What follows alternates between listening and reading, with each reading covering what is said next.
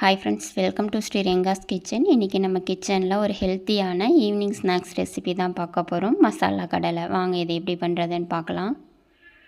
இது பண்ணுறதுக்கு நான் 1 கப் கடலையை 2 மணி நேரம் போல் நல்லா ஊற வச்சு தண்ணி இல்லாமல் வடிகட்டி எடுத்திருக்கேன். இப்போ இதை குக்கரில் சேர்த்து விட்டுக்கலாம். கூடவே கடலை முழுகிற அளவு தண்ணி சேர்த்து விட்டுடலாம். தேவையான அளவு உப்பு. இப்போ இதை ஒரு தடவை நல்லா கலந்து விட்டுடலாம். இப்போ குக்கரை மூடி இதை ஒரு 5லேருந்து 6 வரை விசில் விட்டு எடுத்துக்கலாம். இப்போ இது இருக்கட்டும். இப்போ விசில் அடங்கினோன்னா குக்கரை ஓப்பன் பண்ணி எடுத்துக்கலாம்.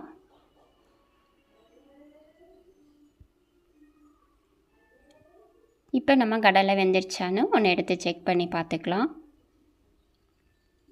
நம்ம கடலை நல்லா வெந்திருக்கு. இப்போ இதை தண்ணி இல்லாமல் நல்லா வடிகட்டி எடுத்துடலாம். இப்போ தண்ணி நல்லா வடிஞ்சோன்னே இது ஒரு பவுலில் மாற்றி எடுத்துக்கலாம். இப்போ இதில் ஒரு மீடியம் சைஸ் கேரட்டை மேலே தோல் சீவிட்டு துருவி எடுத்திருக்கேன். இப்போ இதை சேர்த்து விட்டுடலாம். ஒரு தக்காளியை உள்ளே இருக்க சீடு எடுத்துகிட்டு சின்ன சின்னதாக கட் பண்ணி சேர்த்து விட்டுக்கலாம். பொடியாக நறுக்குனா கொத்தமல்லி. ஒரு மீடியம் சைஸ் வெங்காயத்தை பொடியாக நறுக்கியே சேர்த்து விட்டுக்கலாம். 1/2 டேபிள் ஸ்பூன் மிளகாய்த்தூள், 1/4 டேபிள் ஸ்பூன் சாட் மசாலா சேர்த்து விட்டுடலாம். இப்போ தேவையான அளவு உப்பு. இப்போ இது எல்லாத்தையுமே நல்லா கலந்து விட்டுடலாம்.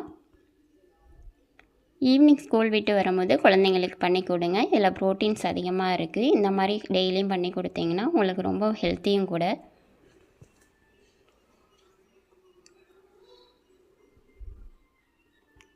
அவ்வளோதான், நம்மளோட மசாலா கடலை சூப்பராக ரெடி ஆகிடுச்சு. நீங்களும் இதே மாதிரி உங்கள் வீட்டில் ட்ரை பண்ணி பாருங்கள். உங்களுக்கு இந்த வீடியோ பிடிச்சிருந்தா ப்ளீஸ் லைக் பண்ணுங்கள், ஷேர் பண்ணுங்கள், கமெண்ட் பண்ணுங்கள். மறக்காமல் சப்ஸ்கிரைப் பண்ணுங்கள்.